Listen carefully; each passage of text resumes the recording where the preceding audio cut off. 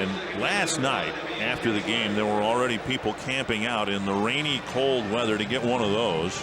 And I hope they all got them. Everybody who spent the night camping out in tents on concrete, the Gaetti bobblehead, the giveaway today. And it culminates just a wonderful weekend for Twins fans, and the Twins organization, I think, has done just a phenomenal job bringing these Twins greats from 1987 back, and a lot of Twins employees who are no longer with the organization have come back this weekend as well. It's just been a fabulous weekend. Well, Gary Gaetti saying it best, on my birthday, best birthday present he's ever had. Santana delivers strike one to Kinsler. Being inducted into the Twins Hall of Fame and celebrating the 20-year reunion of the 87th ball club. And we'll have Gary up here later on this afternoon. Here's a pop-up foul over the Ranger dugout. 2 strikes.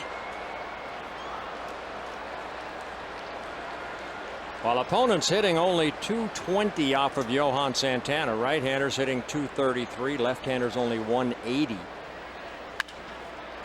And a one-hopper. Skip to Punto. Low throw, and Morneau again with such a soft glove hand on the backhand side. That's a great play by the Twins first baseman. Well, I think he watched Kent Herbeck catch that low throw from Gary Gaetti. Yeah.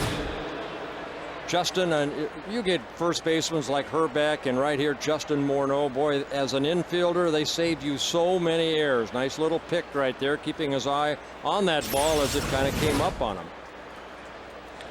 Nice way to start the ball game. Get challenged with a tough low throw, and he made a nice play for the first out. And now ball 1 to Brad Wilkerson.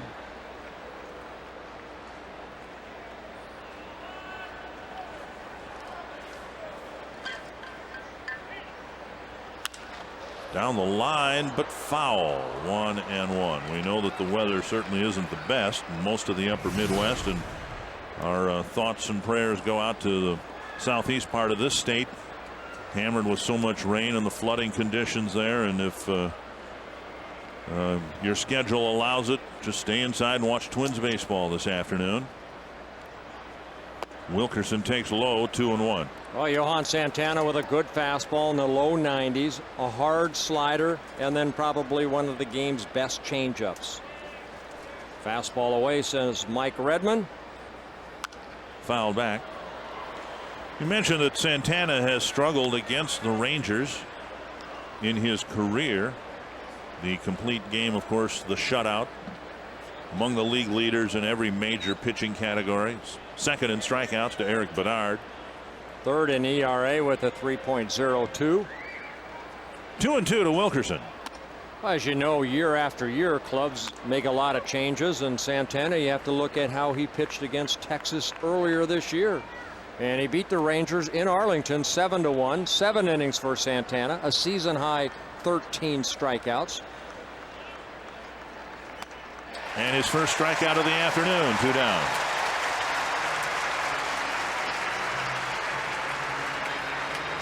These are not the Rangers that Santana has pitched against in prior years. That's what I'm saying, is that good fastball right there. Not a lot of at-bats for a lot of these guys against Santana. The most for this guy right here, Michael Young. 20 at-bats against Johan, 7 hits, 5 home runs against Johan in the 20 at-bats, hitting .350.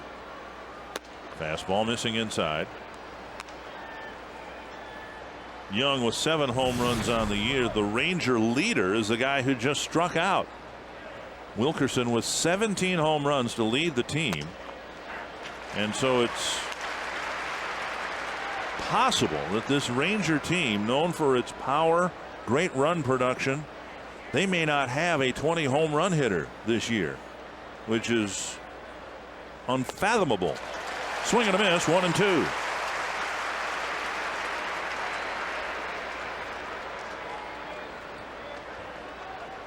Johan, 28 years old, from Venezuela, in his 8th season with the Twins.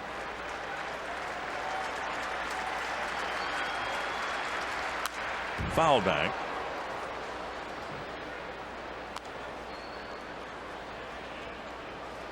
Young in his 8th season with the Rangers. Mentioned it the last couple nights. Won the American League batting title in 2005 for the Rangers when he hit .331. 3-time All-Star. Changeup got him. A very clean 1-2-3 first inning with a couple of strikeouts for Santana. And he'll face Casilla, Mauer, and Hunter. Different lineup for the Twins again, with Mauer moving up to the second spot, Hunter up to third. Trying different combinations, the manager is, to try to find something that'll click. Inside, ball one to Casilla. Millwood with a fastball, a curveball. It's a hard, almost like a hard slurve, and a changeup. 1-1. Casilla's hit in this series came on a swinging bunt where he was running out of the box and chopped the ball into the turf and got a base hit.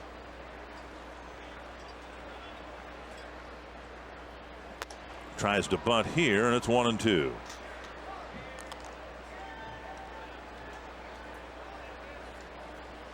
Casilla's alternated, hitting leadoff, ninth.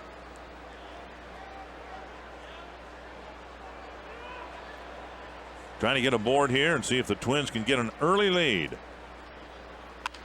Bouncer to short. Young has it. Over to Santana, one away. Well, Millwood in his second season with the Texas Rangers. Second season of a 5-year contract he signed with the Rangers as a free agent.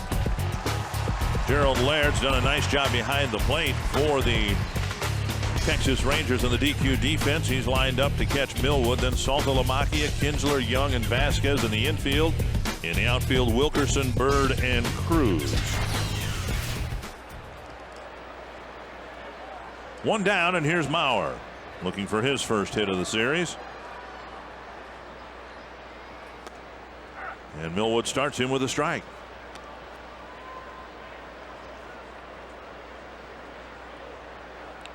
The Rangers finally got somebody to bite through free agency, a pitcher, to come and pitch for them. Fly ball to left, and Wilkerson hardly has to move. Out number 2. Rangers over the years have thrown a lot of money, a lot of offers at a bunch of different pitchers. They couldn't get anybody to sign until they got Millwood. Well, Millwood responded last year. 34 starts, 16 wins for the Rangers. He's been on a disabled list, missed almost the whole part of the month of May on the DL with the left hamstring injury. And one thing that Mark Connors, the pitching coach, and Millwood have decided to do, rather than work off that third base side of the pitching rubber, he is now working off the first base side of the pitching rubber, so he can establish that pitch a little bit better on the outer half of the plate. There's Mark Connor right there, the pitching coach. 1-0 to Hunter.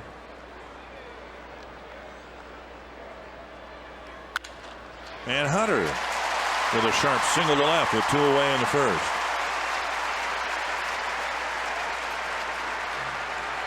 Well, Millwood, a lot of times, you know, pitchers, I worked off the third base side. He has decided to go to the other side just to try to hit the outer half of the plate a little bit better. The follow through as we see that right leg come over the left leg.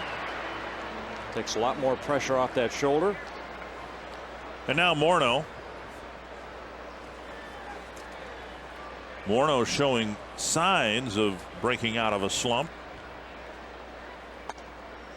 He is in a home run slump, and his chances of breaking that here today aren't very good. Millwood typically hasn't given up a lot of home runs in his career. He hasn't given one up in his last 10 starts. We'll see if Justin can change that. He takes low, 2-0.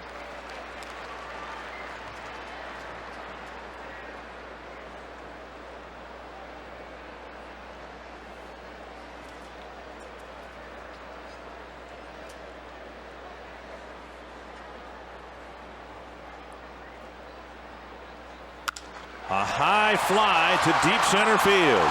Bird going back for the catch. Morneau just missed it, but that's been the story of the last 4 weeks for him.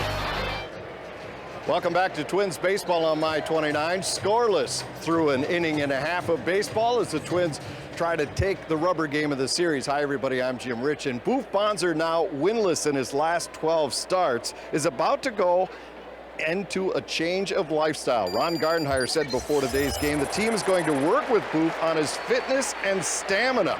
Strength and conditioning coach Perry Castanalo will develop a plan for Booth that will get him to last longer in games, and they will have a definite weight that they want Booth to hit by next spring training. And when asked when this all starts, Gardy says right now. So Booth is going to be working on his game a little bit in between starts as well. Dick and Bert, back up to you. Sammy Sosa with a swing and a miss. 1-2. Well, I know that Boof Bonser's been working all season long on corralling his weight and his endurance, but I know talking to Boof, that's something that he was upset at himself about coming into spring training a little bit on the heavy side, and it's hard to lose weight during the season, and I think the Twins are on the right path. If Boof Bonser wants to continue to pitch at the major league level, he needs to get himself in better shape, and that starts maybe not now, and you know, he still has hopefully 5-6 starts left. It's after that last out of that last season of the last ball game, you start working out for spring training that next year. So I always, Dick, and this is the way I wanted to go into spring training in the best shape of my life. And then during the season, of course, it's harder to work out really hard when you're pitching every 4th or 5th day. So Bonser is going to be, you know, on a schedule, and believe me, Perry Castellano will keep him on that schedule. If he stays on it, it'll be the best thing for Boof Bonser. Back-to-back changeups, one a little high, the other one at the belt for a called strike 3. 3 early strikeouts for Santana. Here's our Nissan key stat. Well, look at Santana. Fewest runners per 9 innings in the American League. Outstanding right there. Less than 10 runs. Now, he's a strikeout pitcher. 3 strikeouts here. He doesn't give up a lot of hits. His walk to strikeout ratio is outstanding, about 5-1. He's averaging 2.1 walks per 9 innings. I mean, this guy's a real deal. Come on. Not J.D. Durbin. Johan Santana's a real deal. 1 strike. I want to ask you a little bit more about the Bonser situation and the fitness program the Twins are going to prescribe for him. Bird with 1 strike hit a home run to start the scoring last night. Throughout baseball history, there have been a lot of great pitchers who have been very heavy, and contemporaries like David Wells, and before that Mickey Lolich, and Rick Russell was always kind of a portly guy. No, and Bird strikes out 4 straight strikeouts for Santana. I'm not trying to compare Bonser to those pitchers, but they managed to survive and do very well, even though they were significantly overweight. Well, everybody's built different, and we'd all like to have the body of Johan Santana, but you just don't have it, you know, so you have to work with what you're given. But the biggest thing for pitchers, of course, is the lower part of your body. And to me, when a pitcher starts to tire in the 4th or 5th inning, it's basically telling me that his legs are not strong enough. The endurance is not there from the lower part of your body.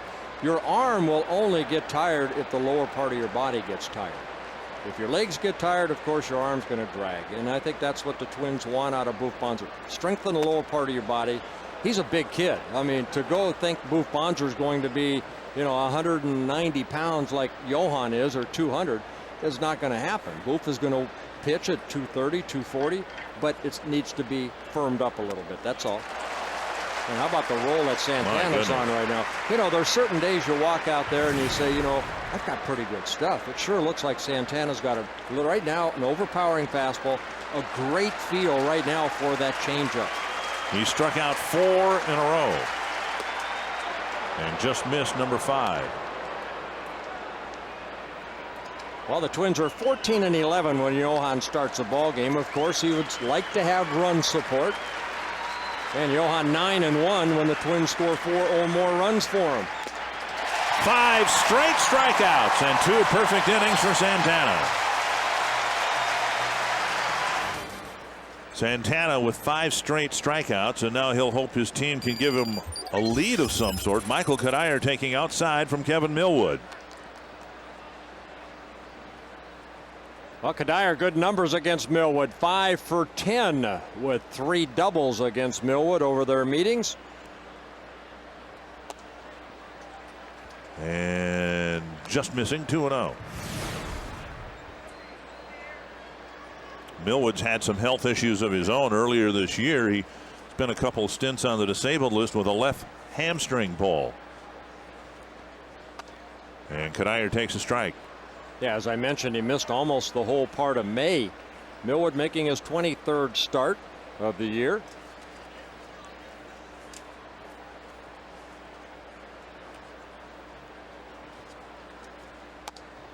And around the hands, 3-1.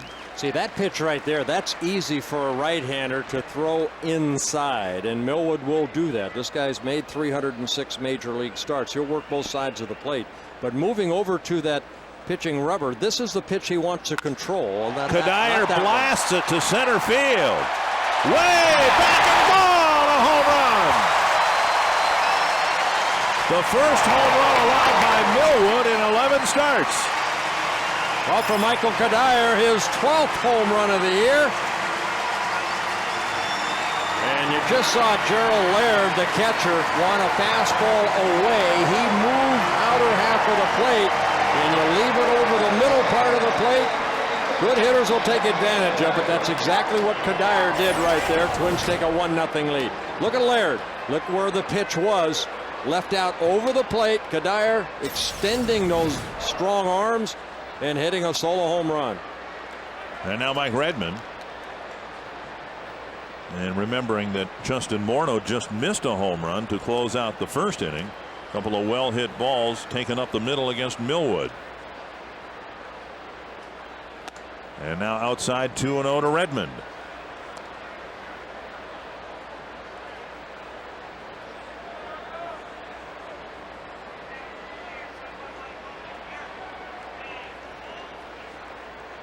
Redmond 4 for 13 lifetime against Millwood. And 2-1.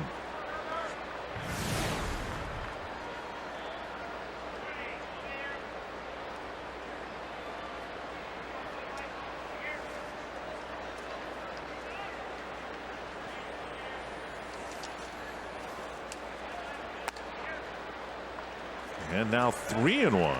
Millwood's last start against the Twins came last year on May 9th in Arlington. The Twins ended up beating Millwood 15-5 in a ball game that he and Carlos Silva hooked up.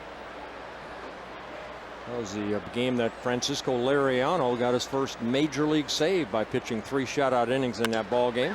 Redmond hits a liner to right, and Cruz staggers trying to find the ball out of the lights, and he found it and caught it 1 away.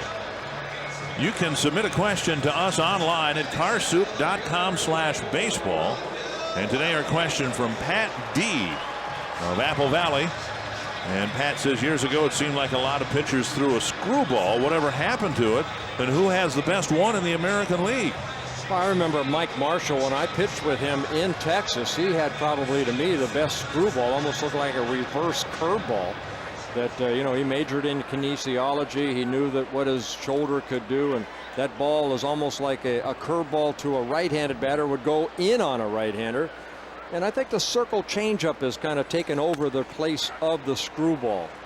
The screwball is nothing more than a fastball that pitchers like a Jamie Moyer or a Greg Maddux use to kind of turn over to get maybe that ball to slow down a little bit and to maybe get a ground ball, keep the hitter off balance. White drives it to right center field, and Cruz sees this one. I haven't been paying attention for the last 30 seconds what you've been saying. I'm still stunned. Kinesiology, 6 syllables? Yeah. That's amazing. It's Sunday. Wow. Yeah, I had to write that down. Kinesiology. Yeah, thank you. 2 down. I remember going back to when you first came to the major leagues. It's like the Heidelberg machine. Here we go again. Here's Tommy Watkins. When you first came to the major leagues, and I don't believe I ever saw him pitch, but Mike Cuellar was supposed to have an outstanding screwball. He did. And it's basically what Santana can do with a changeup at times. It looks like a fastball, and then it'll dip away from that hitter. And that's all a screwball is. It is just something that pitchers use as an off-speed pitch to try to keep the hitters again, off balance at the plate. Tommy Watkins lifts it foul. 1-1. Now, I played with a lot of screwballs, but don't know how many actually threw. A lot of them were sitting down there along the first baseline this afternoon. Mike Smithson comes to mind, but 1-1. it's good to see everybody. And you know what? I want to speak on behalf of everybody in the '87 ball club. Thank the Twin organization for the great job that they did. Everybody that was involved. Tommy Watkins is going to run as hard as he can. He's still out by a couple of steps. The Twins get a leadoff home run from Michael Kadire. Well, there he is, the newest member of the Twins Hall of Fame, Gary Gaetti. Broke in with a bang in 1981, hitting a home run in his first major league at bat, and helped win a World Series for the Twins in 1987. And the Twins have a 1-0 lead, and we're thrilled to death to have the newest member up here. Gary, you got through the speech. Congratulations. Thank you. It's so weird to hear that. Hall of Famer. That's just odd. Isn't that and great? I still can't believe it. This is to see that over there. This is the greatest honor and award, anything that I've ever had. And on your birthday yet, oh, too. Man. Happy birthday. Too much irony. I remember. I'm loved out. Bouncer to short, and the string of strikeouts end. On target throw to Morneau, and Cruz is retired. Well, I got to play with you for 3 years, Rad. And I just want to let you know that of all the guys I played with, you were probably the most intense at third base as far as you wanting to win. And you mentioned that during your speech. That's what it's all about. I didn't know how to do it any other way. I had to win, and I had to be like that to make sure that I was doing what I needed to do to help the team. I just can't.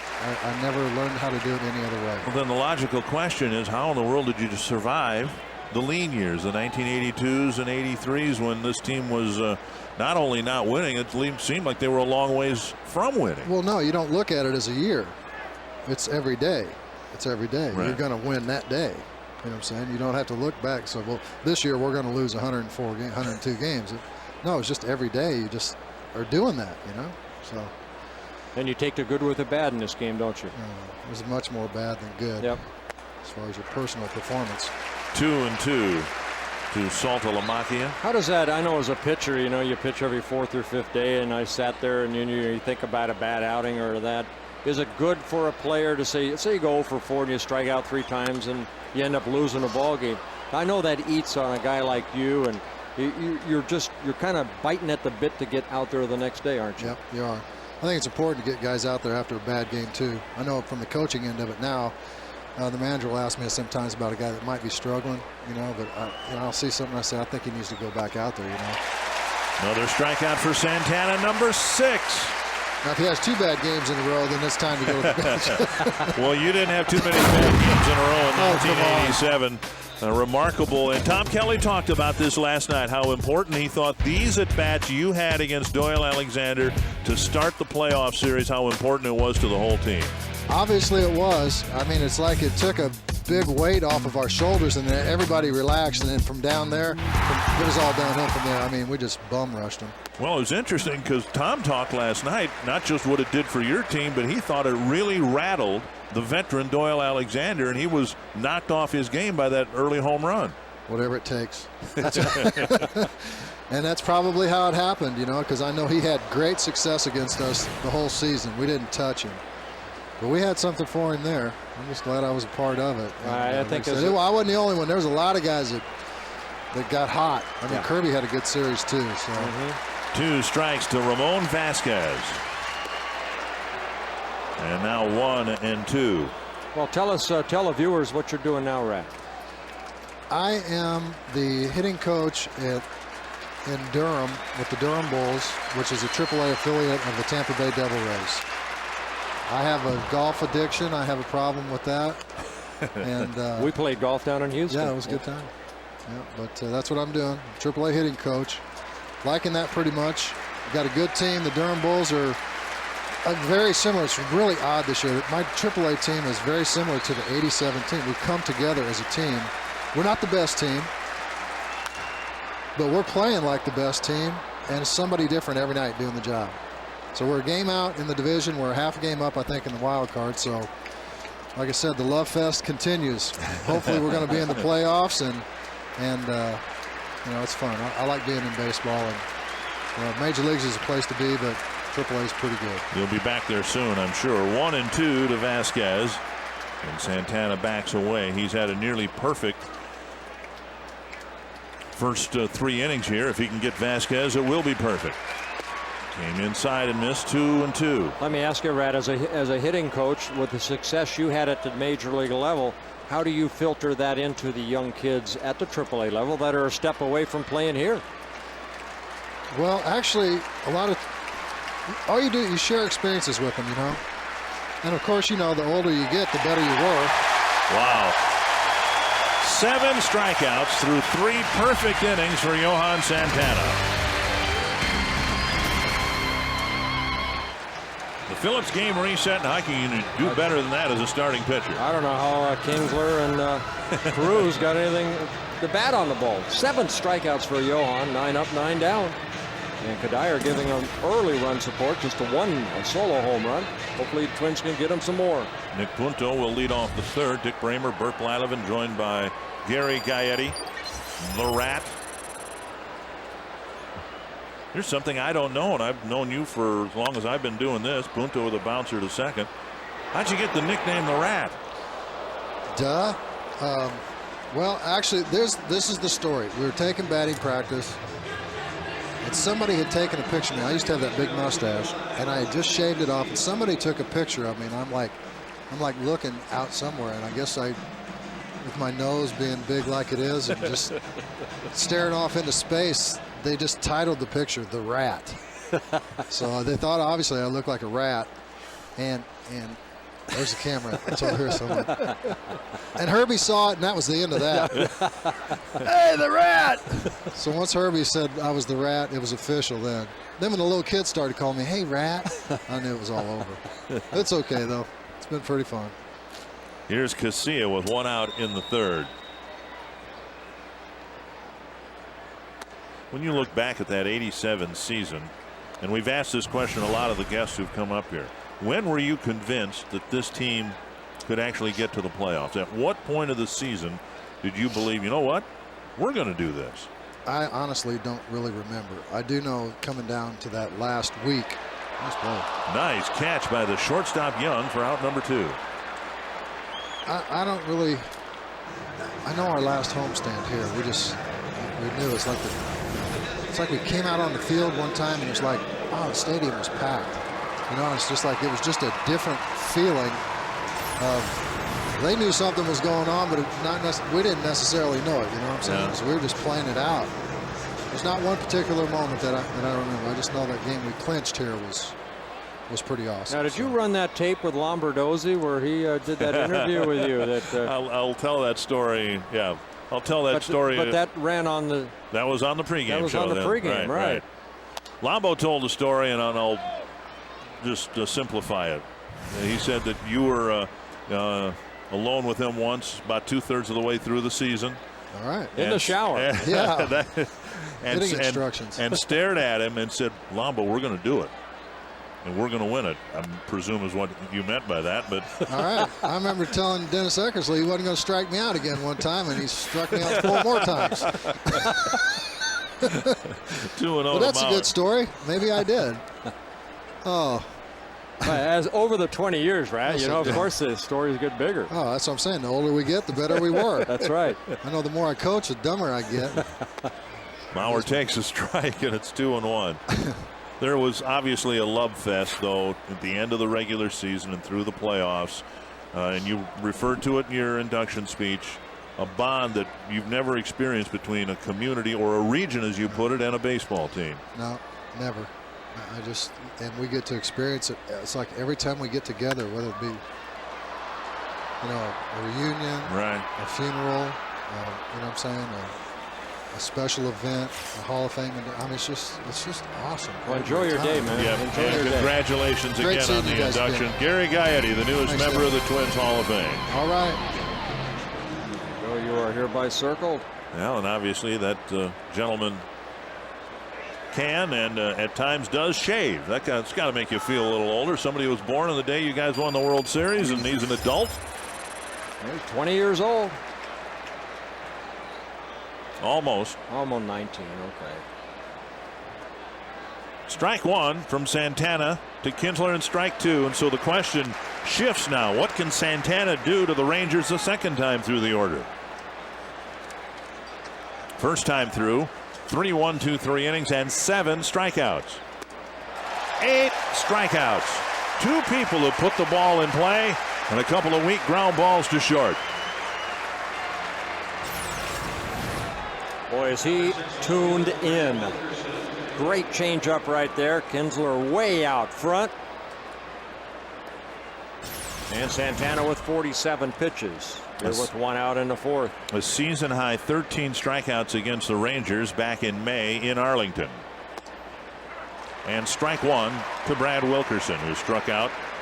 You know what, to simplify it, I'll just mention if somebody didn't strike out against Santana the first time up. Little pop up.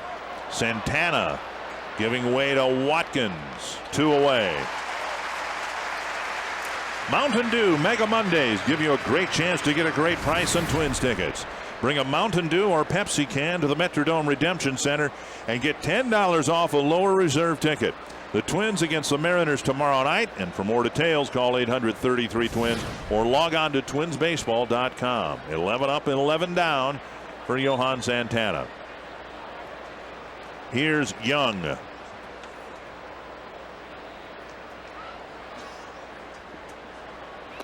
Strike one.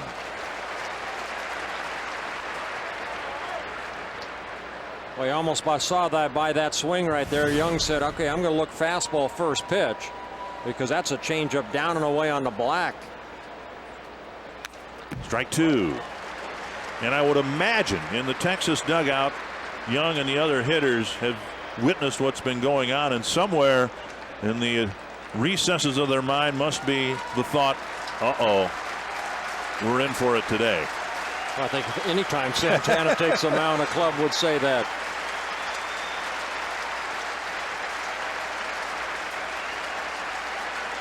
Nine strikeouts through 4 perfect innings for Johan Santana.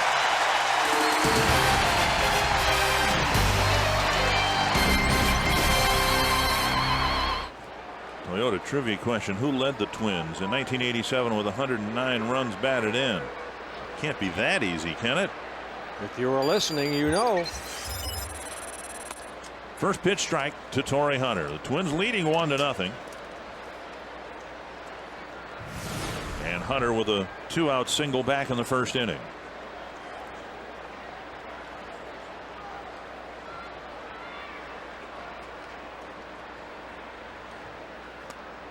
And 2 strikes. Well, Millwood in his second season with the Rangers, his 11th major league season. He came up with the Braves in 1997. Made the All-Star team in 1999 when he was with the Braves. Laird wanting a fastball up, outer half of the plate. And that's up. That was up. Hunter, Morneau, and Kadire facing Millwood.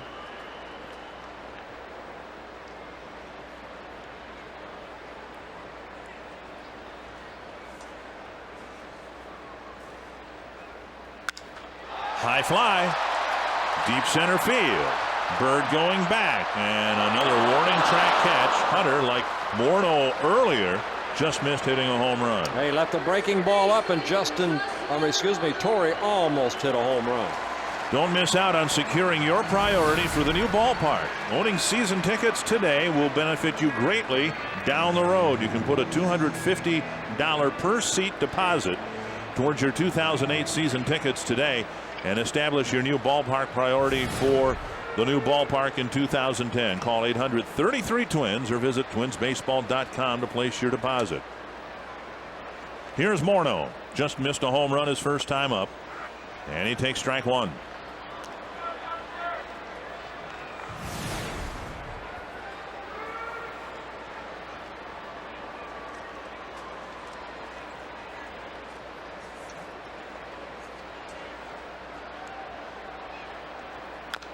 Right off the end of the bat, 2 strikes. More rain, heavy at times, coming through the Twin Cities and southern suburbs and to an area that suddenly is saturated beyond capacity.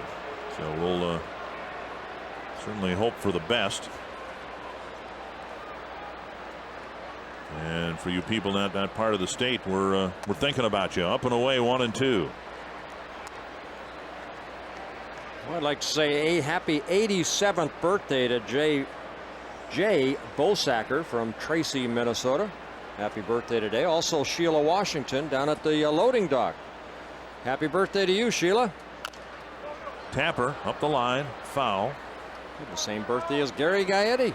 Pretty nice. Mm-hmm.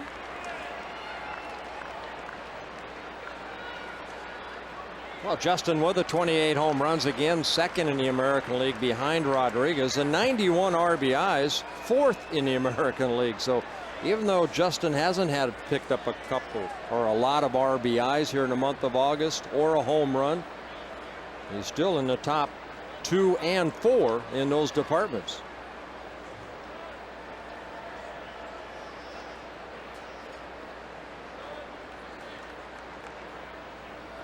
Inside. Did you say Tracy or Stacy?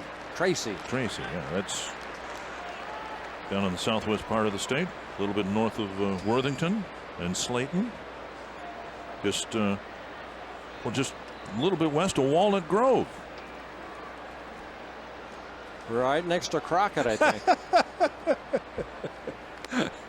I did. I invented a town. Yeah. There's going to be a Crockett, Minnesota pretty soon. You could run for mayor. I'm going to run for mayor, and we'll probably hit it on the winter caravan. It'll be on my itinerary. Crockett, Minnesota. Some people pronounce it Cloquet, but last night it was Crockett.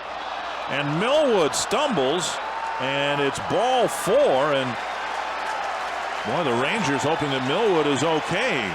Remember, he had 2 hamstring pulls consecutively back in May.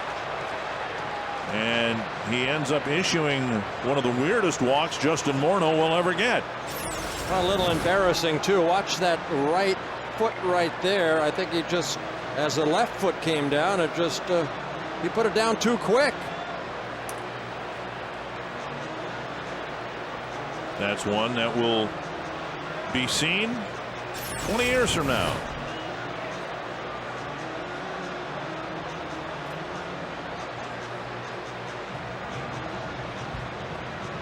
That trainer Jamie Reed out there to make sure he's okay, along with pitching coach Mark Connor.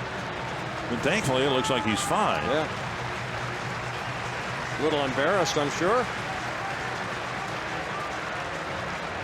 Really isn't an exaggeration. I just a couple of weeks ago watching a sports highlight package, embarrassing moments. Rick Dempsey back in 1983.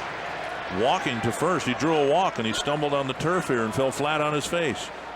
That was 24 years ago. Something like that is never forgotten thanks to videotape. There's Cuddyer taking a strike. Cuddyer cranked a home run to center field, is the 12th of the year, leading off the second.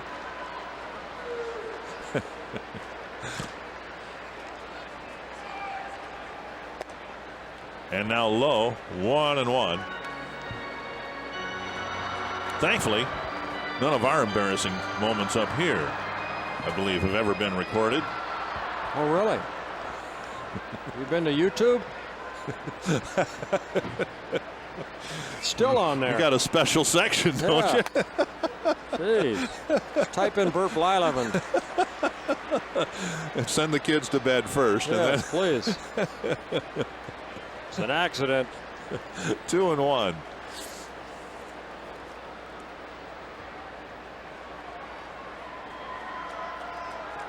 We're approaching the 1-year anniversary of that, aren't we? Well, thanks for reminding me. 2-2 to Cuddyer.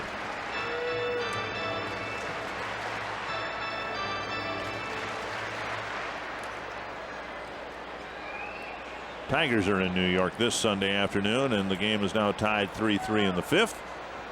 And Cleveland leading Tampa Bay 2-1 in the 5th. 2-2 to Cuddyer. And a curve left up high.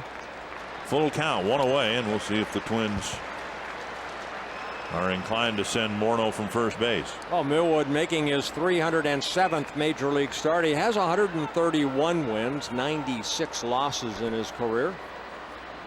Career ERA under 4, 3.97. Morneau goes. The pitch tap foul.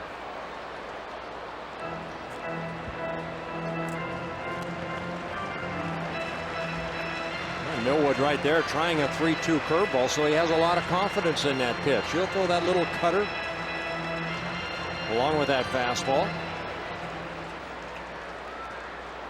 He's won 18 seasons a couple times at the major league level, once with the Atlanta Braves, once with the Phillies. 16-game winner last year. Morneau goes again, and it's ball 4, so a pair of walks after the warning track fly ball, and the Twins are threatening here in the 4th.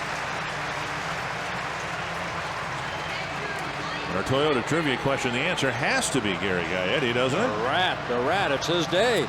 It's his birthday. He was inducted into the Hall of Fame, and he's the answer to the trivia question. I mean, how much better could it get for Gary? First and second, one out, and Mike Redmond, the hitter, hit the ball pretty hard against Millwood, lining out to Nelson Cruz in right. Yeah, he knocked Cruz backwards, so that's hitting the ball hard when you can make that outfielder fall backwards. Well, maybe it got caught in the lights. That's down the right field line, but it's twisting foul. 1 strike to Redmond.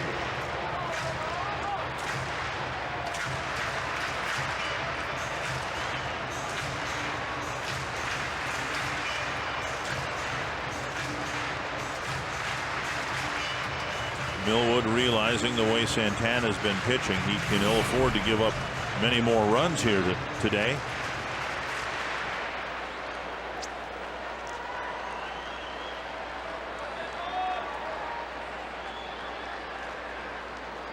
One strike, and Redmond takes up and in.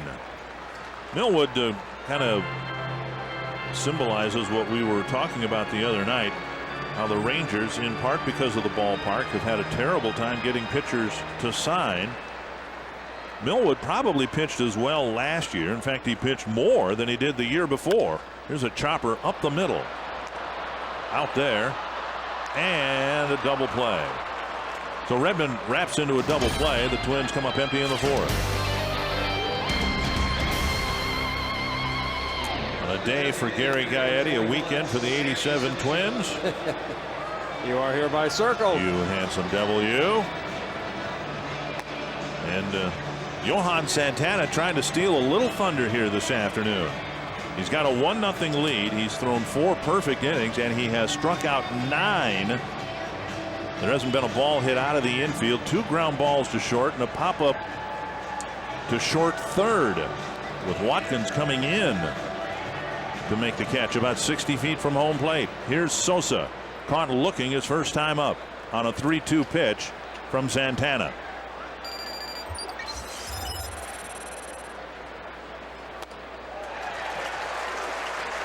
One strike. Boy, he's just been overpowering so far here this afternoon. Not only that good fastball he threw right past Sosa right there, also the changeup is devastating. I don't know if he's thrown a slider yet. Everything's been hard fastball, great changeup. And the first hit of the game. Sosa pokes a single to left. So the leadoff man is on in the 5th. Well, the afternoon has all been Johan Santana. The first 4 innings, 9 strikeouts. And Johan second in the American League behind Eric Bedard in strikeouts. He's led the American League the last 3 years in strikeouts. Trying to catch Bedard in 1 game.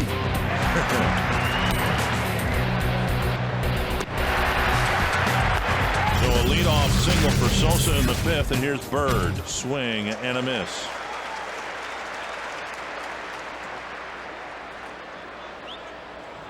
An incredible strikeout to walk ratio.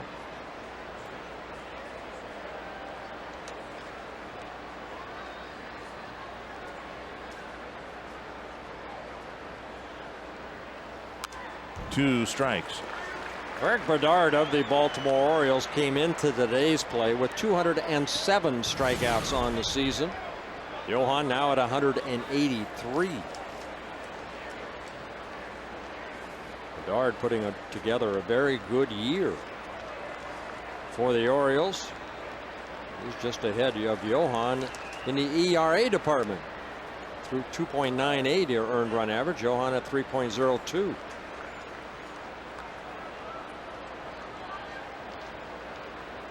One and two. Nice block by Redmond, keeping Sosa at first base.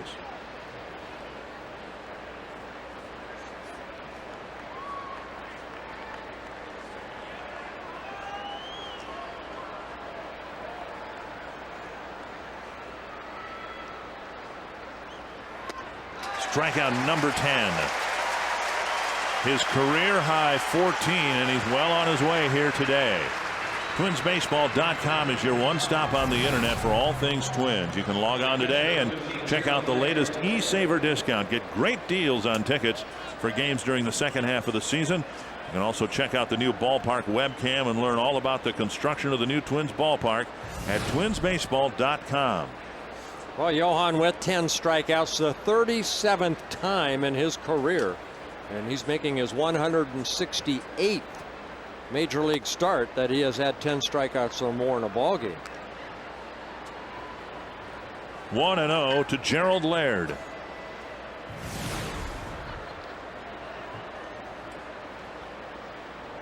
Laird was strikeout victim number 5 back in the second inning.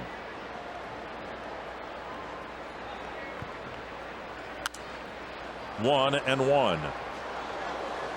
Now it's hard to be really efficient if you're striking out a lot of batters in terms of your pitch count, but Santana's accomplished that too. That was just his 60th pitch of the ball game.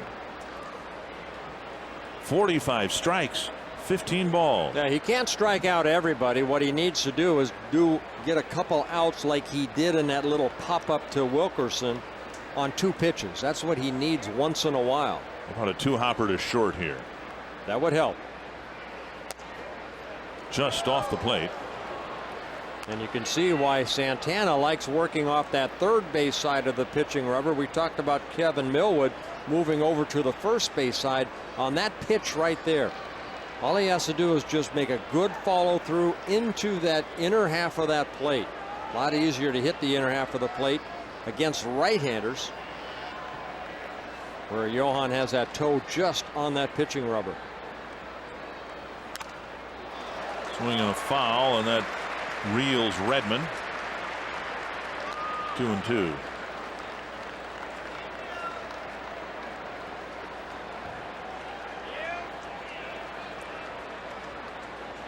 Just where you want to be on this afternoon, with a bat in your hands and 2 strikes against Santana.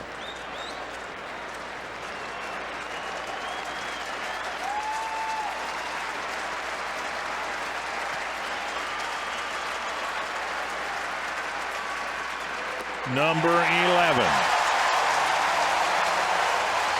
You know, in last night's ball game, the Twins got shut out. These fans here really never got a chance to applaud after the '87 reunion on the field. And Johan, that's what strikeout pitchers can do. We saw it from Nolan Ryan, Steve Carlton, guys that strike out people. The fans, I think, get into it a little bit more.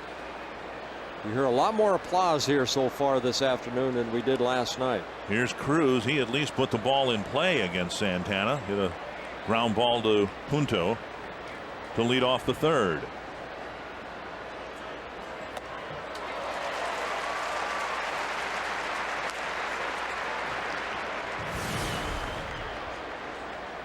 We've gone down this road with Santana before, where he just simply looks like he's unhittable. Hitters swinging and missing by a foot or more.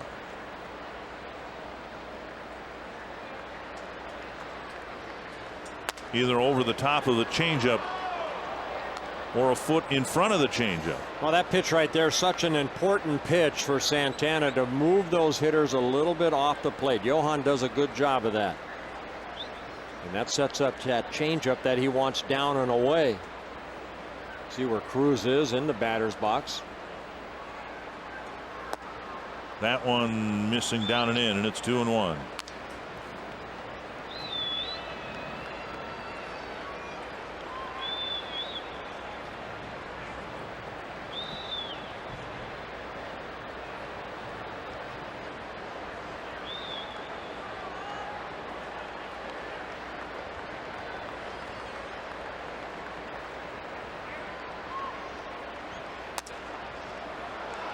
Fastball missing inside, 3-1.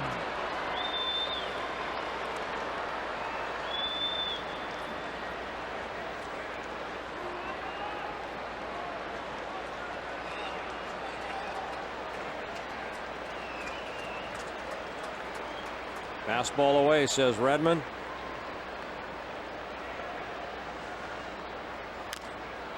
And there it was on the outside corner.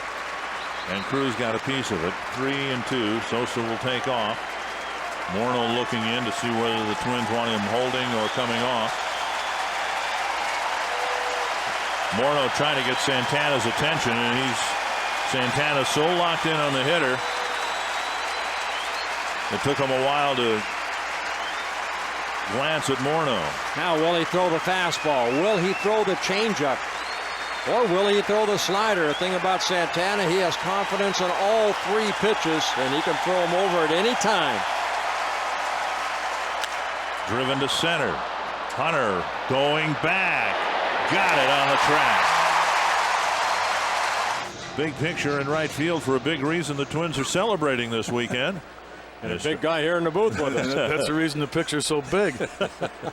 Ken Herbeck with us as the Twins have a 1-0 lead. Rondell White leading off the fifth against Kevin Millwood. First pitch lifted to center, and Marlon Byrd is out there to make the catch. Ken, congratulations. I'm wondering, were you more nervous about your induction speech a few years ago or introducing Gary today?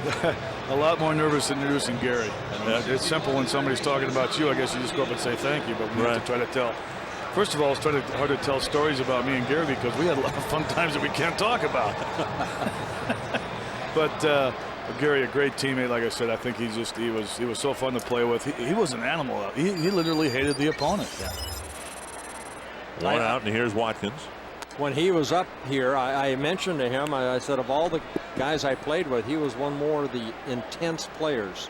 As far as once that game started, his goal was to beat that guy no matter what. Right. I mean, he used to holler at the other team's pitcher. I would remember if he was at third base, and one of our pitchers would throw a breaking ball that would hang or a high fastball, and he'd get knocked out in the outfield. I remember Gary used to be smoking on over there, just stomping, and steam coming out of his ears. Why did you throw that pitch? It was like he got mad at our pitchers too when they threw a bad pitch, or get mad at you if you're swinging. He was always mad at me. But no, I mean, he was just a kind of an intense player, and that's what I liked about him. I mean, he wasn't out there to make friends. He was out there to win the ball game. Tommy Watkins with a 1-1 count. So Gary Gaetti's joined Ken Herbeck in the Twins Hall of Fame, and Bert Blyleven in the Twins Hall of Fame. But now let's talk about the weekend.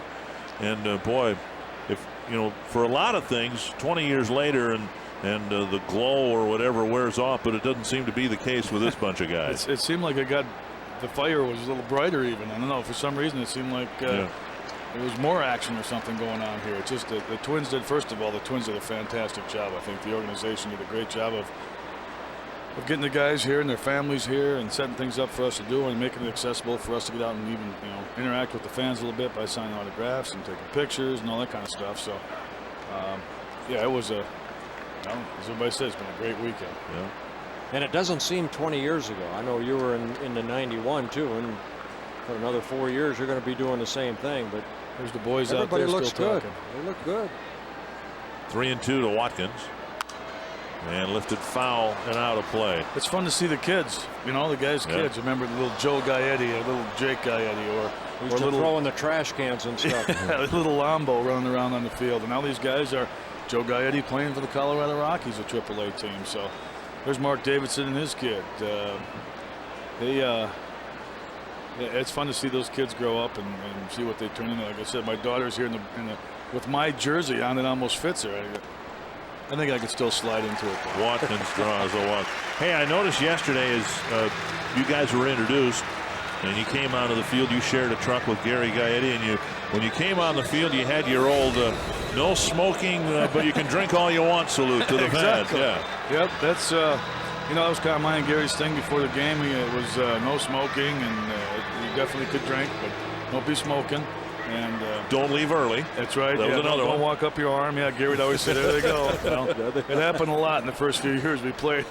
There wasn't that many people here to leave, first of all. Punto jabs at it and fouls it. 1 strike. Like you say, Dick, my wife was trying to remember what the heck we did. There she is. There's Heidi. Heidi wave. That's my uniform, believe it or not. In 1985, I had that on. Wow. We might have to get a lot of Crisco out now to put that on me. Well, it's in the dryer a lot, right? That's it true. shrinks, Yeah. right? Yeah, she wears it every other day, so we shrunk it up so it could fit her. 1 strike to Punto.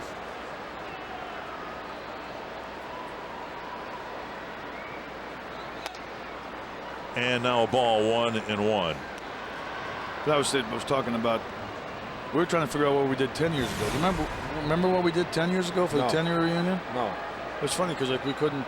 We were trying to. I remember there was a reception at the Planet Hollywood at the Mall of America. And I won't tell you why I remember that. My partner had something to do with that. But okay. And then team picture. Team picture, yeah. And then in '91 we had a 10-year reunion. In 2001 we went on the boat cruise like we did the other day. I remember that. Right. But, too many brain cells, I guess. Too many reunions, too many parties.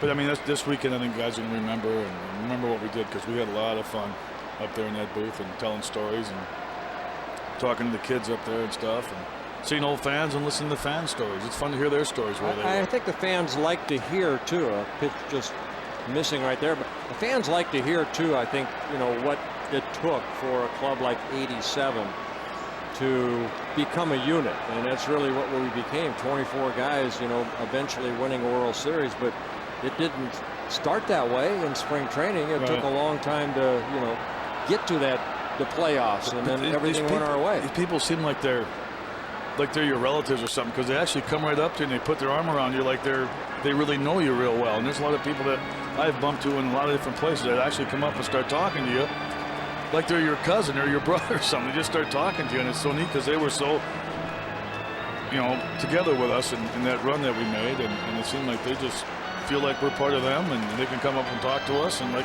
we know them. Remember when they signed an autograph for me 25 years ago? I was like, signed a few autographs in 25 years, but yeah, I really don't remember that, but it's fun to see them get excited about it too.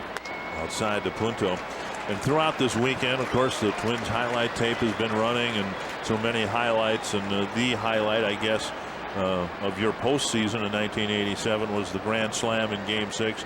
And I mean, other than celebrating after Game 7, but I mean that at bat must pop into your mind 3 or 4 times a day, I would imagine. I see it enough, and I've got pictures around the house and stuff. Watkins goes to second on another walk to Punto. Yeah, that's the thing I remember the most right there was I had to get out of there because I thought I was going to get killed, and I had to back out of there. I don't know how Reardon and Lauder made it through that mess, but yeah, Lodge was on the bottom. Yes, he was. Him and Jeffy both were on the bottom getting piled on. And then Gary, I think, tried to be like a human bridge to protect him a little bit, and that lasted until you jumped on the pile. No, I got out of there. Yeah. He was hanging onto my legs and about broke my back because everybody started landing on me, and I got lucky. Out at first, there'll be no other play. A nice play by Saltalamacchia to get the out, but the runners move up, second and third, 2 away. And that'll bring up Maurer. But no, I mean, the grand slam, first of all, gave us a little bit bigger lead. I didn't have a very good day that day. I got picked off at second base. What was I, 1 for 17 or 1 for 16 at the time against left-handed pitching? I wasn't having that great of a series. So a lot of emotions came out around the bases and put us ahead. And I think our team was good enough to know that, hey, we still had another game to play. Let's not get too crazy here. I think a lot of times, we only show the home runs. We forget the Gagne and the Lombardos who had great series, and those are the guys that got us here. Yeah. Exactly. Timmy Laudner. Here's Mauer looking for his first hit of the series, and he takes ball one. Yeah, we see the signs for Timmy Laudner, the .198 club. I mean, he hit a .198 that year for us, but he hit 3-something in the playoffs or something like that. Hit some great big hits for us. And Lambo again, what a great series.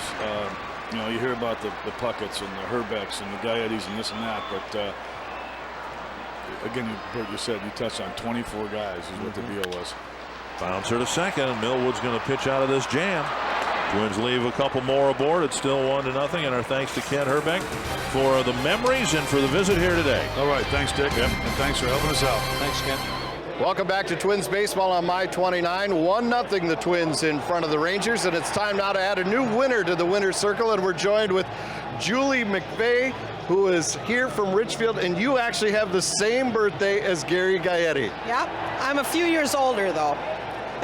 Well, I couldn't tell that. I couldn't tell that at all. All right, it says you came here to party with 87 and 07. Where were you in 87? I slept in Southdale's parking lot 2 times to get playoff and World Series tickets. I had tickets for the first 2 games and watched the others at home. Well, congratulations today. You're a winner once again, and happy birthday, you and Gary Gaetti. Thank you. Now let's go back up to Dick and Bert. First pitch a strike to Jared Saltalamacchia, and the second pitch also a strike.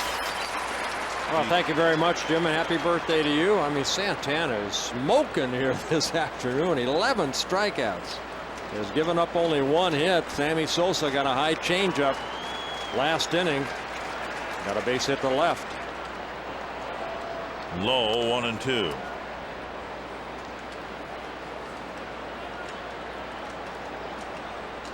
Again, a season high 13 strikeouts against the Rangers earlier, career high of 14. And Saltalamacchia got a piece of it. As the Phillips game reset, the Kadire home run, the lone run of the game. Yeah, so far it's standing up. Santana only 1 hit allowed with the 11 strikeouts. And Sosa with the base hit.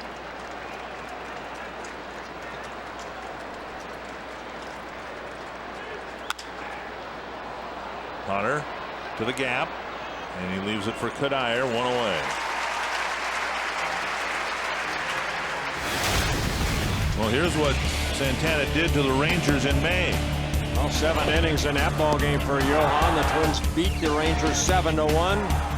Gave up only 4 hits. And the only run off of the bat of Sammy Sosa. He hit a solo home run. 13 strikeouts in that win. Here's Vasquez. Liner to Morneau, 2 down. That's what you need right there. In today's game to go 8-9 innings, you need 1 pitch outs. Vasquez hitting that ball sharply, but right at Justin at first. Second baseman, Kinsler. 2 down, and here's Kinsler.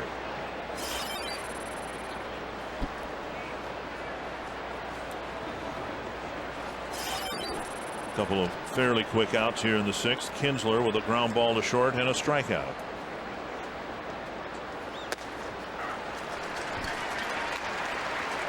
And strike 1.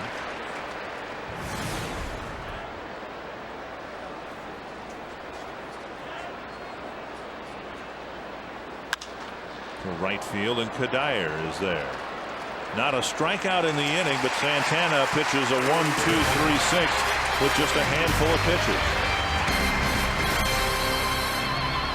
No, not everybody likes Seidman. No, I'm just unhappy that Joe Mauer doesn't have a hit yet in the series, and so you can understand why the youngster's upset. Torrey Hunter will lead off the Twins' 6th inning. Millwood has twice issued back-to-back walks and lived to tell about it, and he delivers strike 1 to Torrey Hunter. Well, Millwood with 75 pitches in the ball game, 42 strikes, doing a better job in the second time, getting strike 1 on the Twins. Just 2 hits allowed, one of them by Hunter with 2 out in the first. A sharp ground ball single to left.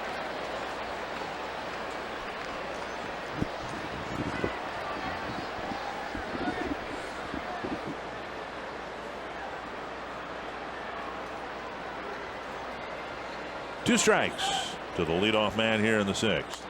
It was after a high fastball, and Millwood gets a strikeout, and that's his first. That's his first strikeout. The 4 walks, 1 strikeout. Torrey swinging through a high fastball. The great Minnesota doubleheader. If you purchase an Upper Club ticket to an upcoming game against the Mariners, Royals, or Indians, you get a free general admission ticket to the Minnesota State Fair. You can call 800-33-TWINS to order your tickets today. We've talked about this before. You've been out to the State Fair a number of times. Been asked to, I know, for work. If you had a free day, you just go to the State Fair. Did you used to do that when you lived in Minnesota? No. Oh, you didn't? No, I did not. Oh. Well, here I thought the answer would be yes, and I had a whole series of questions, so I'll just throw those questions away. I'm sorry. I'm just wondering, what's the difference between a general admission ticket and a, super deluxe ticket or whatever? You walk in the gate, you scatter, you get the food you want, you go to the events you want, you see all the booths you want, you go on the rides or whatever. Maybe get on the rides for free? Maybe that's it. I don't know. 2-0 to Morneau. And now 3-0, and Millwood, who walked Morneau last time, hopes not to do it again, and if he does, hopes he doesn't trip off the mound as he did back in the 4th inning. I remember I grew up in Southern California. We went to Disneyland not too often, but back then they had the A, B, C, D, E tickets. The E was the best ticket ride that you had. You tried to keep as many E's until toward the end of the day to go on the monorail or whatever it was. But now it's just general admission. You pay one price and you get all the rides. So that was the original E ticket.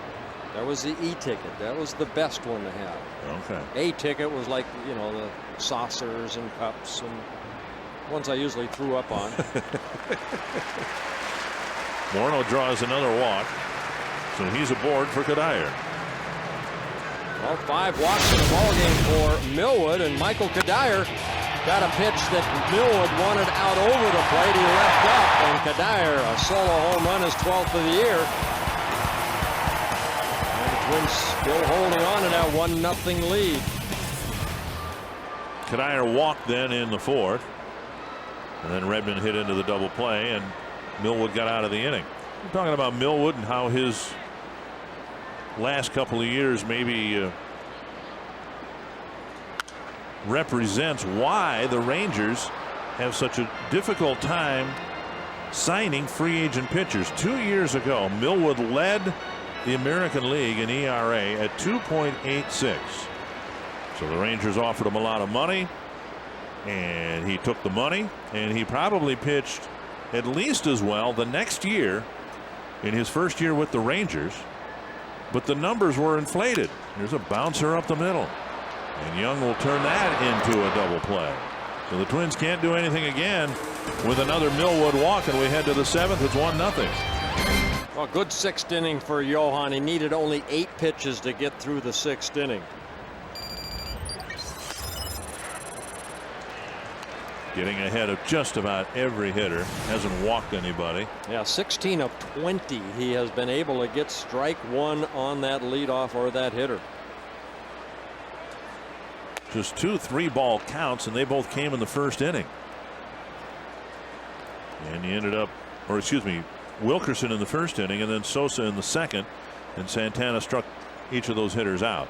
1-1 to Wilkerson here in the 7th. 2-1. Well, it's sad to say the way that the offense has produced here, especially here at home as of late. As a pitcher, you tell yourself you have to do exactly what Santana's been able to do, and that's put zeros on the board. I always looked at it, if I pitched a shutout, at least the worst I could do was tie. The Dodgers, as great as they were in the 60s, at times were offensively challenged, and they tell the story about a reporter going up, first the 2-2 pitch, and now just outside. Reporter going up to Don Drysdale and saying, Drysdale apparently was not with the team on the disabled list. Hey, did you hear Sandy Koufax threw a no-hitter? And Drysdale's response, did we win? Did you win? Yeah. 3-2 And a little pop-up that'll reach the seats. I remember growing up in Southern California and watching the Dodgers. It was Jim Gilliam and Maury Wills would get on, steal second. Gilliam would get him over, and maybe Wes Parker drive him in, and that was it. That's it, boys. There's your run. Hold them. You know, Frank Viola, we had him on last night, and Frankie was talking about in situations like this when you don't get a lot of offensive help, that every pitch is a grind, that you just can't relax. And that's what Santana's going through right now. He knows he cannot make a mistake. At least he's had the benefit of throwing almost all of his pitches here today with a lead. Granted, a slim one. And in the windup, too. And that's important. I think most starters would rather pitch where Santana is right now out of that windup than the stretch position. Strikeout number 12. The longest at bat of the game ends with a familiar result. Well, number 12. Good fastball, outer half of the plate with some heat on it. And Wilkerson swings through it. 12 now for Johan as the K's continue to pile up. And as the pitch count mounts, remember this, Santana is pitching with an extra day of rest. So whatever pitch count there might be, there's no no-hitter here. There's still a shutout to be pitched. But however long the leash might have been, it might be a little bit longer today because he has an extra day. Boy, you flashed me a dirty look there. That wasn't a dirty look. It was just today's look. 2 strikes quickly to Young. Well, this guy's fun to watch pitch. I mean, if you're going to come to a ball game and you know, pay admission, good money to watch baseball, you want to come when this guy's pitching. I tell you what, the Twins, all the pitchers have pitched outstanding so far this year. Very, very solid. Wow. Number 13. He's faced the Rangers twice. He's struck 13 of them out twice, and he's still in the game here this afternoon. Well, a circle changeup, great location down and away, and a 300 hitter like Michael Young swings through it and strikes out for the second time in the ball game. Excuse me, the third time in the ball game. The only thing separating Santana from a perfect game to this point is Sosa's leadoff single in the 5th. Up high, ball 1.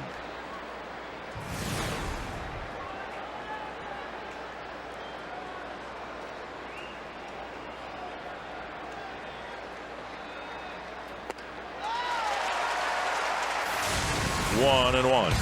Well, he took a called third strike in his first at bat, a changeup right down the middle, and then got a changeup and extended that bat out there and got that only hit. And I mentioned it earlier, the only run off of Santana in his last start in May against the Rangers in Arlington, a home run by this guy right here, Sammy Sosa.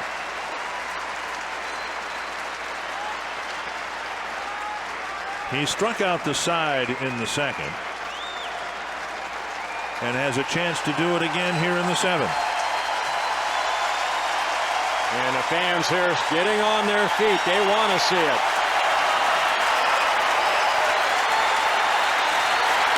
A high fly deep down the left field line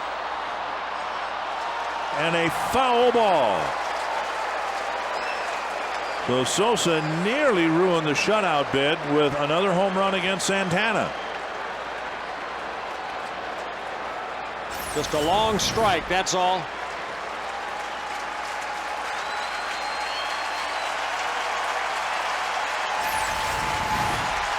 One and two. Santana to Sosa. Line to left. And a fair ball by a foot or two. Sosa has both hits against Santana, and it's a 2-out double.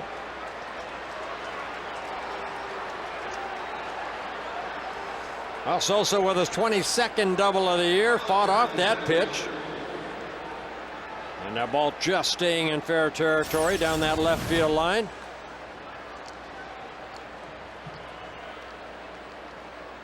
So Sosa just dropping the head of the bat, lining it down that left field line. Has been a nuisance for Johan here this afternoon.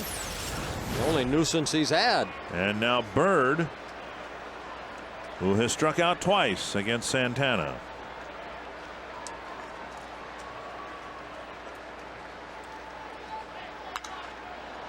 Very high and very deep and very foul.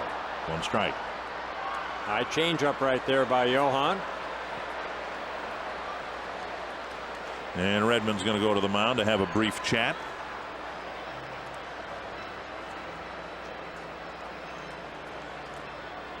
Keeping in mind too that Santana in the middle months of this season has had a problem with a blister or a split fingernail on his pitching hand.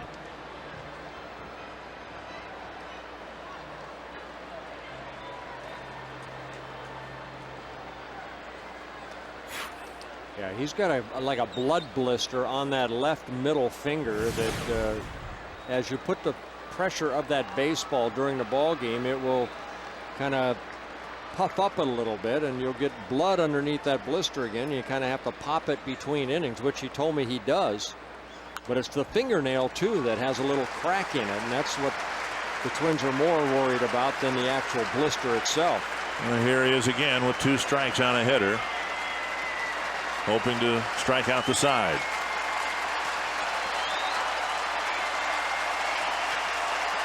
And the fans are into it all over again.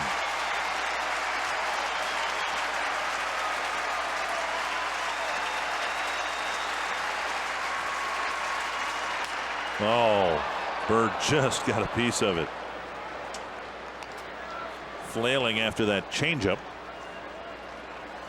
Good pitch, good location. Credit Bird for just kind of reaching out and staying alive. That pitch is probably 7-8 inches on the outer half of the plate.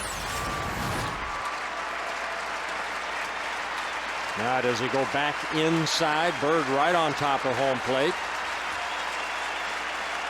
Or does he go with that changeup away? Watch Redmond move at the last second. He'll tell you. Nice Changeup. blocked by Redmond, and it's 1-2.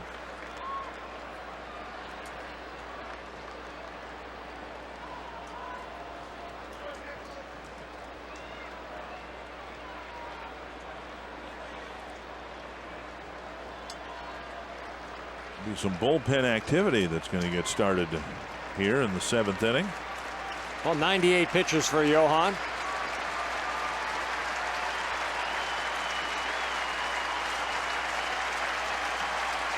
Pat Neshek's going to get up. 1-2 to Marlon Bird. Number 14.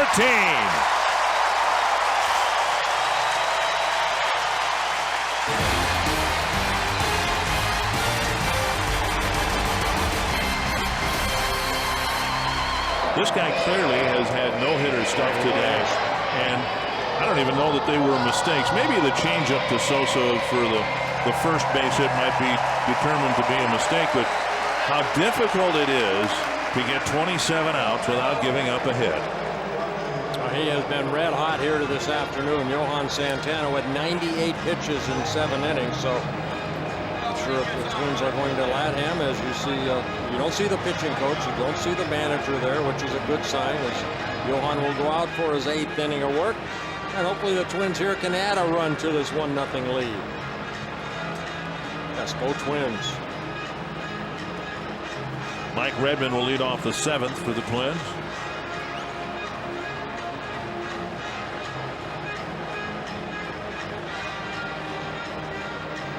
Kevin Millwood's been doing a good job, just kind of, you see that guy rocking and rolling. He's done a good job. He's only allowed 2 hits, as Santana has. Only the home run by Kadire and the base hit by Torrey Hunter.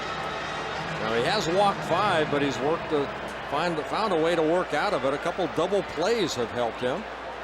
Twins wrapped into 3 double plays in the ball game last night. Couldn't get anything going at all against Cameron Lowe in the Texas bullpen.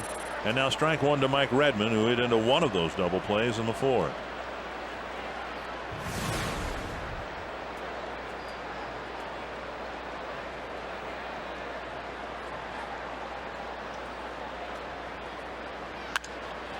And a ground ball hit right at the second baseman, Kinsler.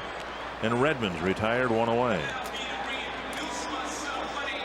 Dick's Sporting Goods is the sponsor of the Twins Friday night golf contest, and Jason Bartlett will be making an appearance in Richfield tonight. You can come meet the Twins shortstop at Dick's in Richfield between 6 and 7 o'clock.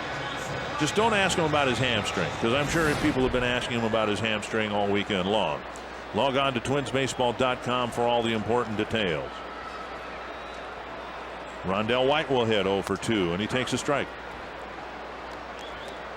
Twins are hopeful that Bartlett will be able to come back in a couple of days. That's why they have not put him on the disabled list yet.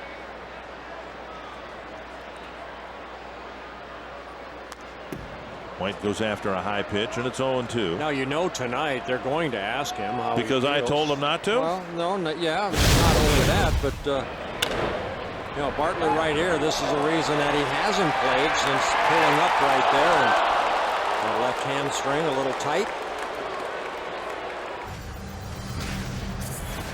2 strikes to Rondell White.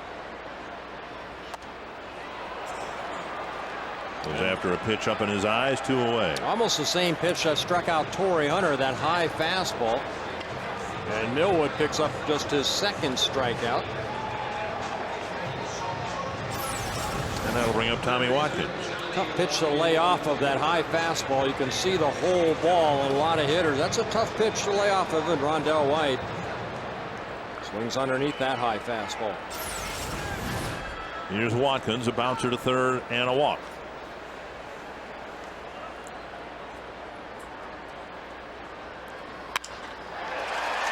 Sharp single to center. Just the third hit for the Twins, and Watkins is aboard with 2 gone in the 7th. Almost that same fastball that Hunter and White struck out on, a high fastball. Tommy Watkins almost chopping down at this, but hitting it sharply into center field for his first hit.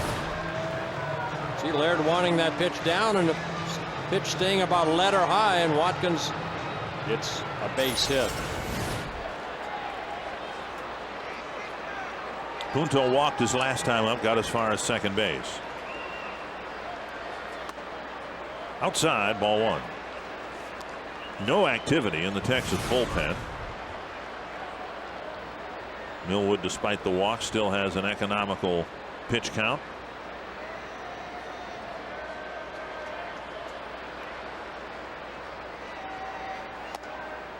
Two 2-0. The point I was trying to make about Millwood before is he last year probably pitched as well as he did the year before. He pitched more innings. The home runs weren't up. The hits weren't, well, the hits were up. The walks weren't up, but the ballpark itself in Texas is such a hitter's ballpark that traditionally free agent pitchers have been reluctant to sign there, knowing that ERAs are going to go up. That's a base hit to right for Punto. Watkins around second. He'll try to run on Cruz. The throw cut off, and Punto dives back safely. A pair of 2-out hits, and the Twins have a threat here in the 7th.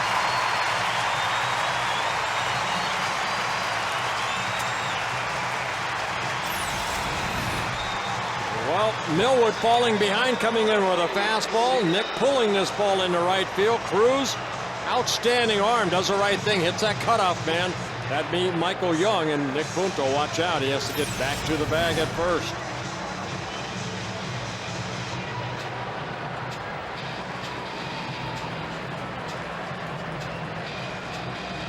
And now Casilla 0 for 3. A grounder to short, a liner to short, and a ground ball to first. Well, you look at the year a couple years ago that Millwood did lead the American League with that ERA of 2.86. He was 9-11 that year with the Indians. Right. Last year, 16-12 with an ERA of 4.5. But he has a career ERA just under 4.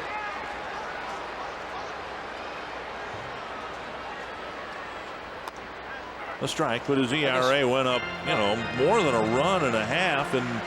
But I think sometimes, you pitch at a place like that's known for offense, say Fenway Park, for example.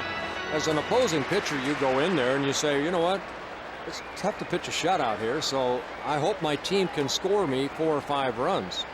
And that's what Millwood hopes, when he went to Texas. Punto steals second base. 2 strikes to the hitter, Casilla. Well, Nick Punto stealing his 15th base of the year. Gets in a scoring position with 2 outs. And you never know. Maybe Laird would throw that ball into center field. The Twins trying to do something maybe to add a run. But a good solid throw on a good jump by Nick Punto.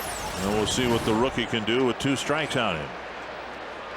Twins had runners at second and third in the 5th. Couldn't get a hit. They do not have a run producing hit with men in scoring position in this series. Inside. Look at this. 0 for 18 with runners in scoring position.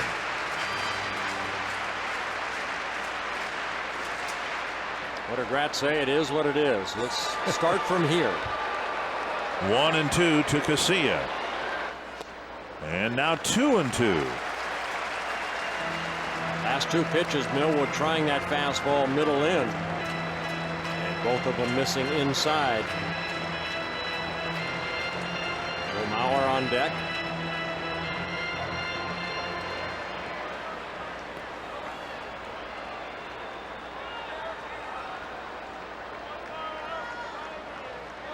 Millwood with a long look in, and he'll step off and make the rookie wait.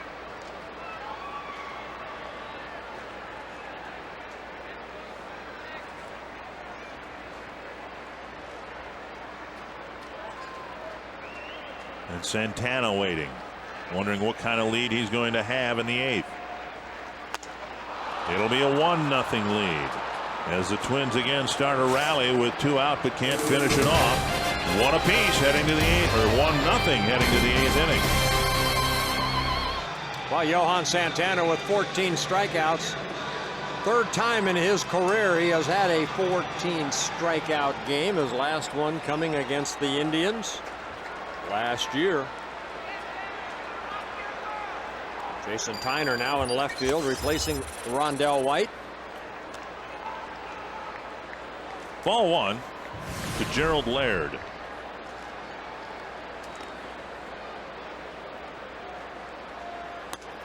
And a strike on the inside corner.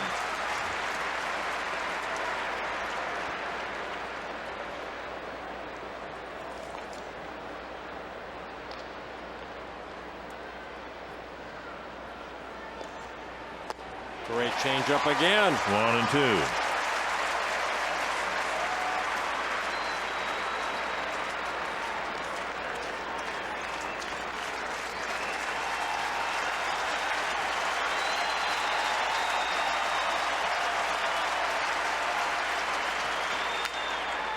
That's wide of third. Still 1-2.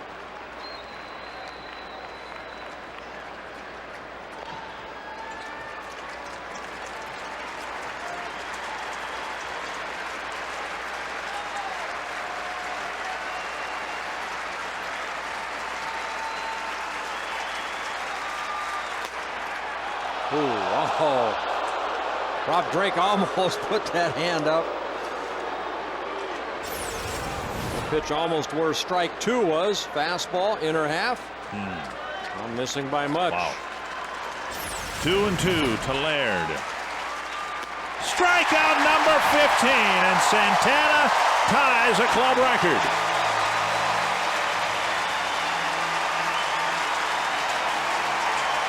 Camilo Pascual in 1961, Joe Decker in 73, Jerry Kuzman in 1980, Bert Lilevin in 1986, and Johan Santana in 2007.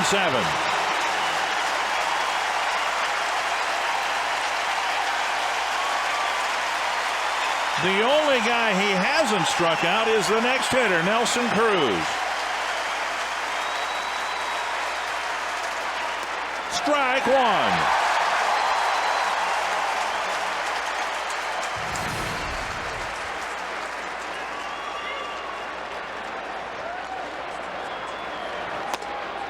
One and one.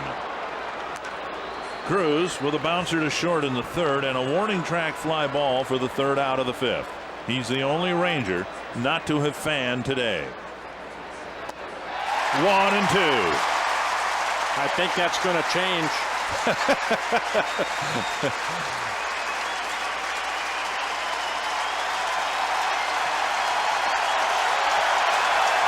We've seen him so often stand for the strikeout for the third out of an inning.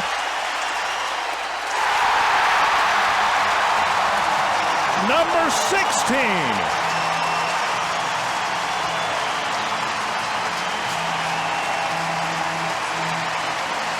Now I know how Hank Aaron felt when Barry Bonds passed him. Records are made to be broken in a Twins history.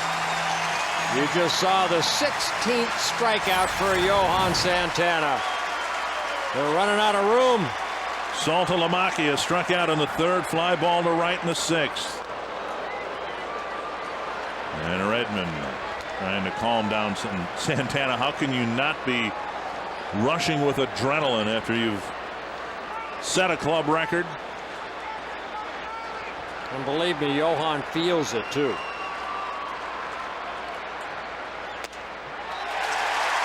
.93 miles per hour. You can hear the snap of the fastball hitting Redmond's glove up here.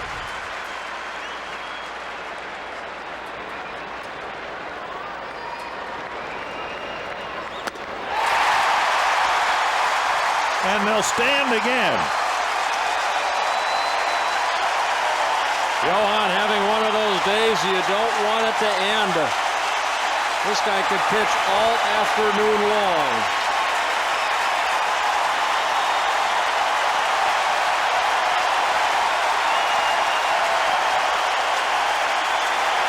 Number 17.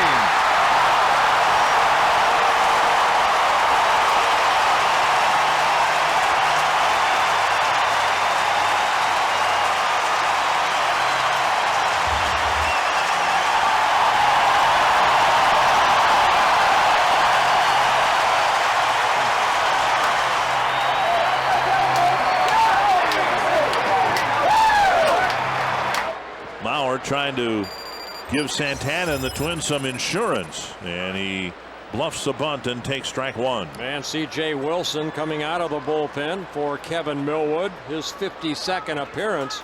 Very good, 2.29 earned run average, 6 saves. Now the closer for Ron Washington and the Rangers. 2 strikes to Mauer. It won't happen, but the major league mark for strikeouts in a 9-inning game is 20. Kerry Wood once, Roger Clemens twice. And Santana is done.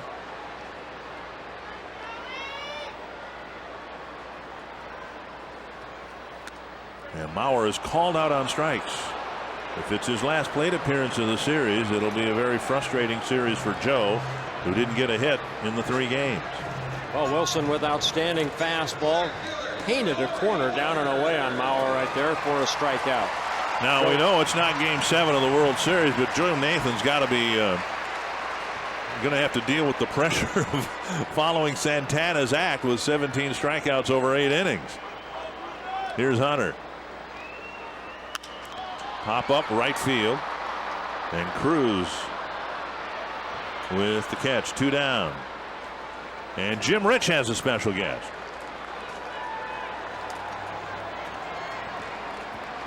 80-17. It's been pretty fabulous. You know, a big hats off to the Twins organization for bringing us all together. It's been an enjoyable 4 days. It's been a fast 4 days.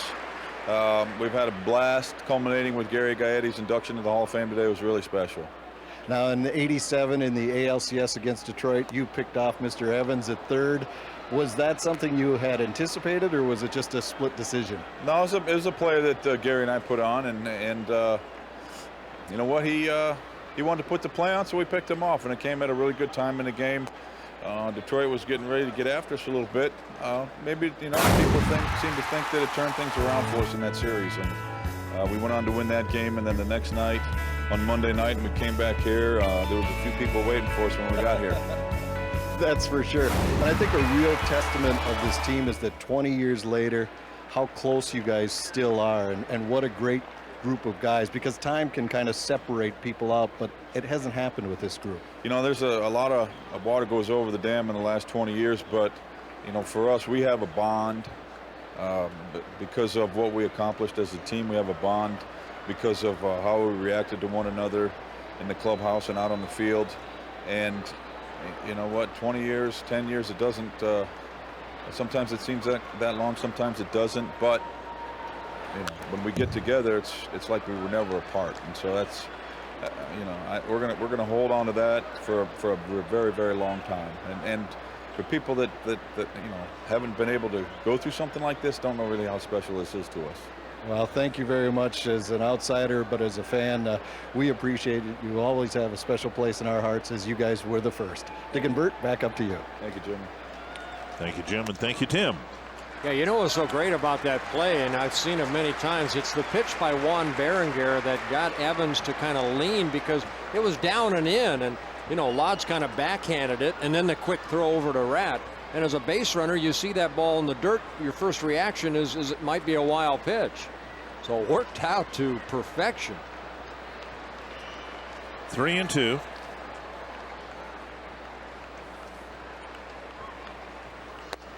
And Morneau draws a walk, his third straight walk.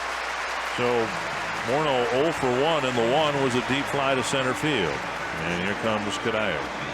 You know, it's so many interesting things about that play. The execution of the pitch, as you said, but also Gary Gaetti prompting Joe Brinkman that something's going to be happening, the third base ump at the time.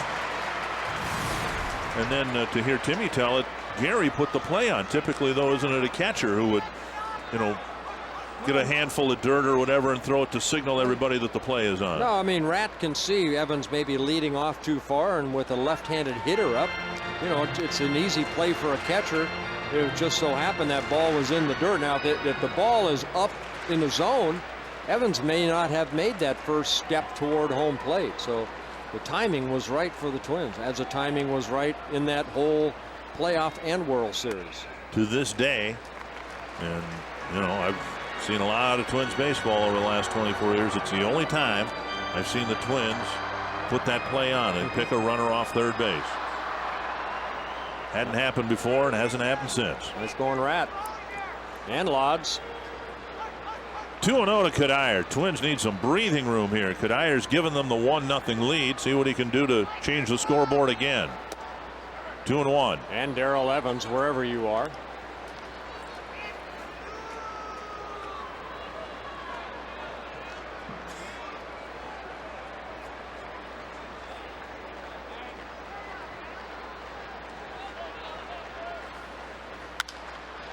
To the right field corner. Cruz with a fair ball catch to end the inning. It'll be a 1-0 lead for Joe Nathan to save in the ninth. Well, you see the 17 strikeouts by Johan Santana. 112 pitches in the 8 shutout innings for Johan. 83 strikes. Cuddyer giving the Twins a 1-0 lead. Now for Joe Nathan, making his 53rd appearance, 26 saves. His 26th save came back 2 weeks ago in Cleveland, here against the Indians. His 26th save. First pitch lifted to center, and if Hunter sees it, he'll catch it. One away. The last 6 outs that Santana got were strikeouts. He struck out the side in the 7th. He struck out the side in the 8th. And Nathan gets the first pitch out here in the 9th. That's a lot of K's right there. A new club record. The club record for consecutive strikeouts in a game is 7. Now the streak would have been broken, of course, with Sosa's double. But my goodness, what an afternoon for Johan Santana. Here's Kinsler. And Kinsler tried to tie it up with that swing. Capable of doing that. He's got 15 home runs.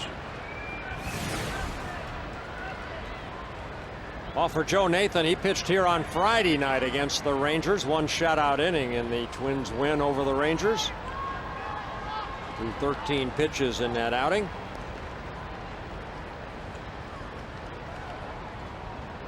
One strike from Nathan to Kinsler.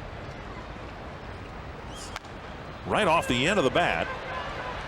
Morneau to Nathan. Safe at first. Joe overstepped the bag and he might have hurt himself. No, he's all right. Nathan overran the bag and then tried to reach back for it. Well, this ball had a lot of spin on it.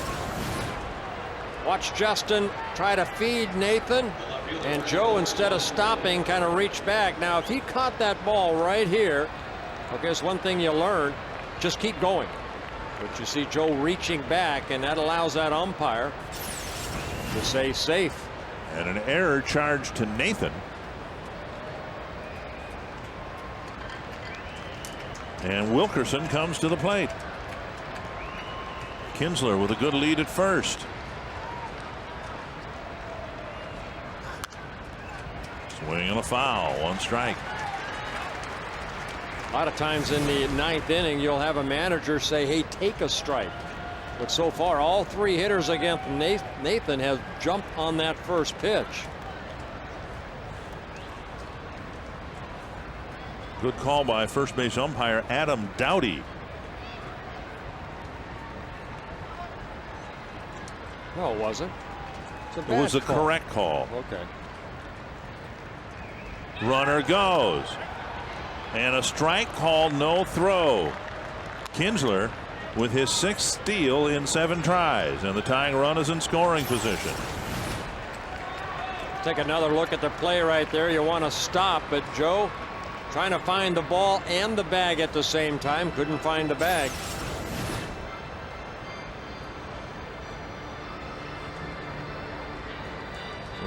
Kinsler, yeah, I had him 16 for 16 now in stolen bases attempts. Oh, I'm sorry. Yes, I was reading the next player's line. 16 of 16.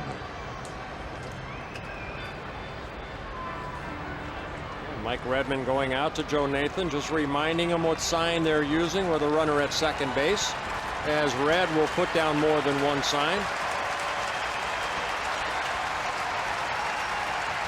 Wilkerson struck out twice against Santana.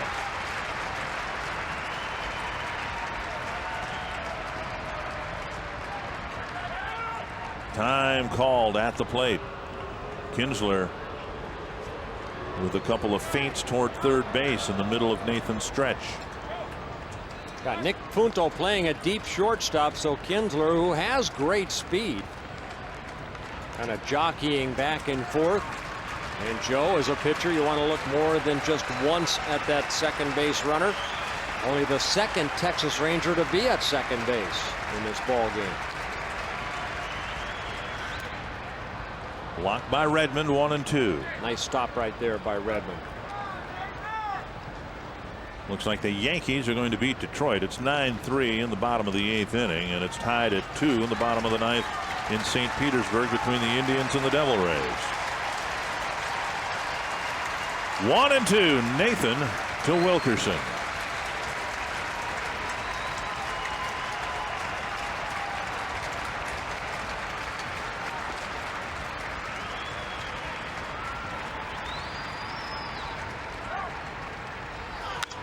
Lifted foul and out of play. Kinsler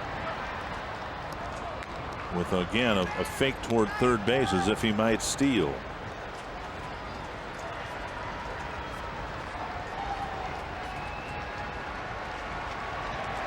Saw Joe Nathan and Nick Punto kind of make eye contact right there. A lot of times that runner gets off too far. Punto will try the daylight play with the open glove.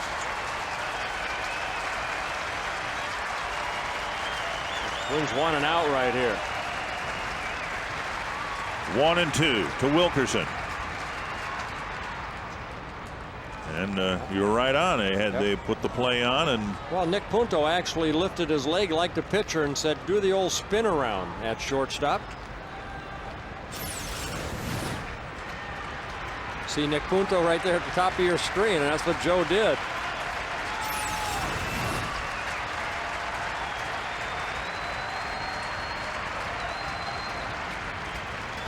Two and two.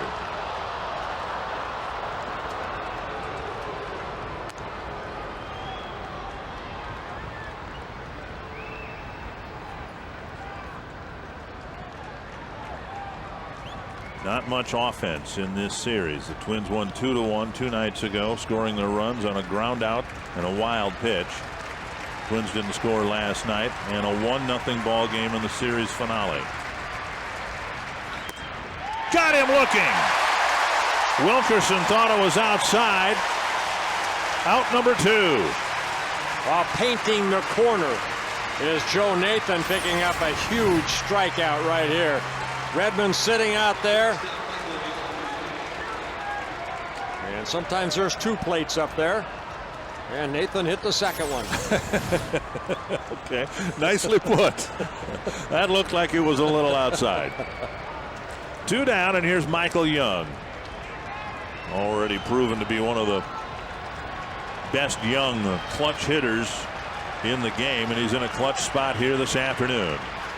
Strike 1, buckled on a breaking ball.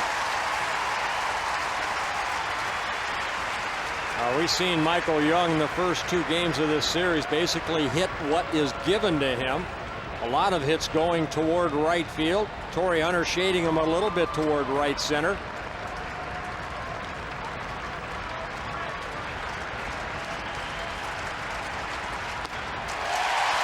Two strikes.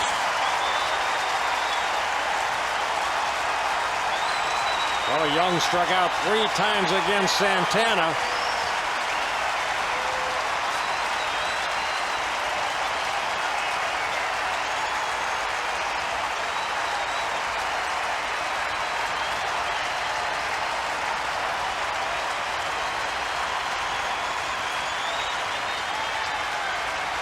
Two strikes to Michael Young. Went back to the slider, see if he would chase after it, but he did not.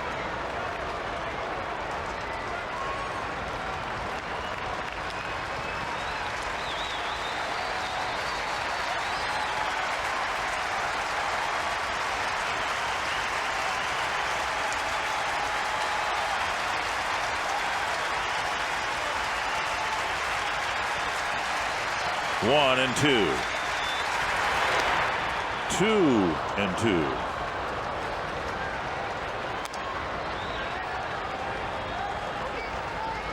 The 17 strikeouts by Santana, the 1 for Joe Nathan so far.